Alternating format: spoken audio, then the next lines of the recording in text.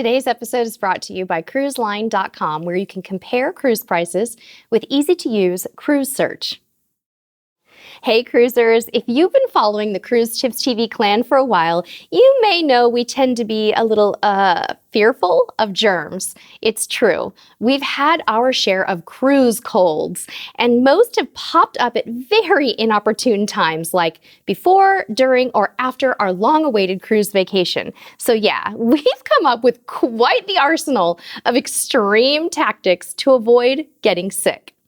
But the ridiculousness doesn't start on the cruise. It starts before, usually on the plane, when we employ step one in the paranoia process: swabbing our noses with Neosporin. I don't know when or where we heard that putting antibiotic ointment in our nose before a flight could help us avoid germs from making their way into our bodies, but yeah, we do that. In fact, the process goes something like this when we settle into our gate at the airport. Husband: "Hey, is that Neosporin handy, honey?" Me: "Yeah, babe, let me dig through my carry-on bag for that." 5 minutes later, stuff flying everywhere and out of breath, I locate the goop, and we try to be as subtle as we possibly can about sticking a Q-tip or our pinky finger up our nose for a few brief seconds. It ain't pretty. Oh, and if we resort to using a pinky, it must then be sterilized with an alcohol wipe first. If you haven't clicked away from this video yet, you're probably thinking, these people are nuts. Yeah, we know. We say it right in the title of this video. It's ridiculous. But it doesn't stop there. Once we're on the plane, it's a full-on Clorox wipe assault on our seating area. Nobody is allowed to settle in and buckle up until I, armed with my trusty germ-killing wipes, touch every surface possible with a Clorox wipe. Tray table? Check. Armrest? Done. Volume control button? Ew. But yeah, it's got to be done, folks. Have you seen those memes of people sleeping and slobbering on their tray tables? Just no.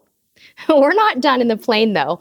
Alcohol-based hand wipes are in ample supply to wipe down our hands after a restroom run or a chance encounter with a stranger's shoe delicately resting on our armrest. You get it. We're fighting the good fight even before the cruise. Okay, enough about the flight. Let's get on with the ridiculous things we do to stay healthy once we're on the cruise. The first tradition is to wipe down most surface areas of our stateroom with norovirus-killing wipes. These wipes are special because standard cleaning wipes don't do the trick. So it's a handy little baggie full of those guys. Why a baggie? Because I am not packing this huge canister, but I will pack a glove to protect my hands from this powerful stuff.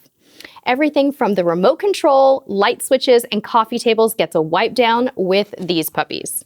Speaking of wiping down surfaces, we usually wipe down our meal tables with alcohol wipes like these, especially when it looks like the table didn't get tended to after the last guest left. Gross, huh?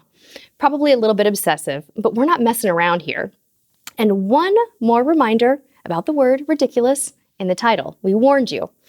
So have you ever been through a buffet line only to look down at your hands and wish you could wash them before you sat down to enjoy your meal?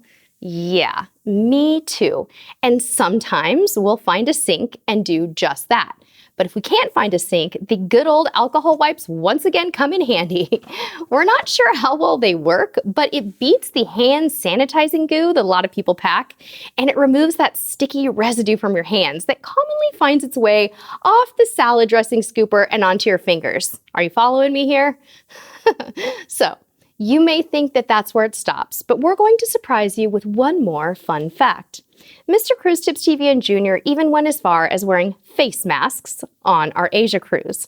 It's actually quite common in certain countries, so we popped into a convenience store in our first port stop in Japan and chose some fun masks to wear periodically throughout the trip. It's a true story, guys. We have photos to prove it.